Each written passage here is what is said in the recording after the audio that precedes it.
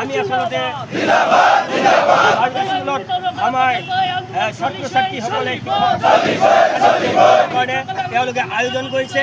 আমি তেওঁলোকৰ সেই মৰম সেই শ্ৰদ্ধাক নেওচি আজি ইয়াতে প্ৰতিবাদী কাৰ্যসূচীত আমি বহিবলগীয়া হৈছে।